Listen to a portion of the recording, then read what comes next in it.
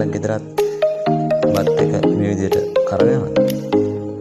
ඒ කරවෙන්නේ නැති වෙන්න හදාගන්න විදිය මම කියලා දෙන්නම්. පේජ් එක follow කරලා නැත්නම් දැන් පේජ් එක follow කරන්න. අපි යමු වීඩියෝට.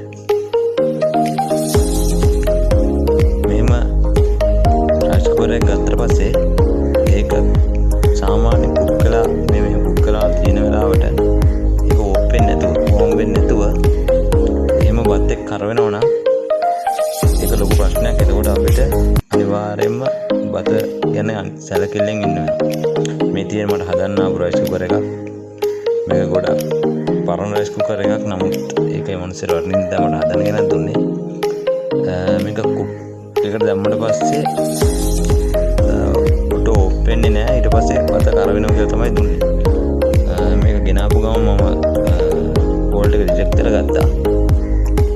මෙතනදී ප්‍රශ්නේ වෙලා තිබුණේ මේ බත් එකේ පිච්චෙන හේතුව තමයි මේ රයිස් කුකර් එකේ තියෙනවා වැද මෙන්න මේ මැග්නට් එක.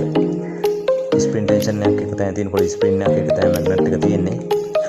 මේ මැග්නට් එකේ තියෙන විශේෂ ගුණාංගයක්. ඒක තමයි ඒ ලෝහයට දරා ගන්න පුළුවන් ටෙම්පරේචර් එකක් තියෙනවා.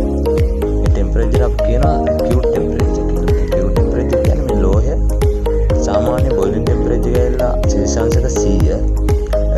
මෙතන මේ මැග්නට් එකේ දරා ගන්න පුළුවන් පුර ටෙම්පරේචර් 100ත් 110ත් 115ත් අතරදී වේරවීමක් වෙනවා. ඒක තමයි මේකේ තියෙන ප්‍රධාන ප්‍රශ්නය.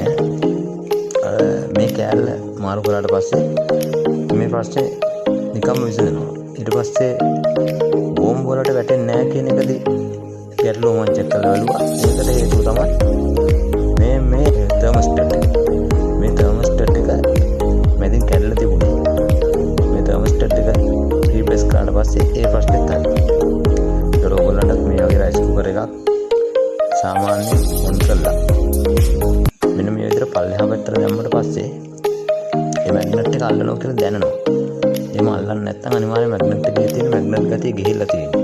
කාලයක් යනකොට අනිවාර්යයෙන්ම රයිස් කුකර් එක පරණ වෙනවා. මේ මැග්නට් එක ඒ තරගන පොඩ ටෙම්පරේචර් එක කියු ටෙම්පරේචර් එක නැති වෙලා. ඒ නිසා අපිට මේ කෑල්ල විතර රික්වෙස්ට් කරන්න හරි ලේසි.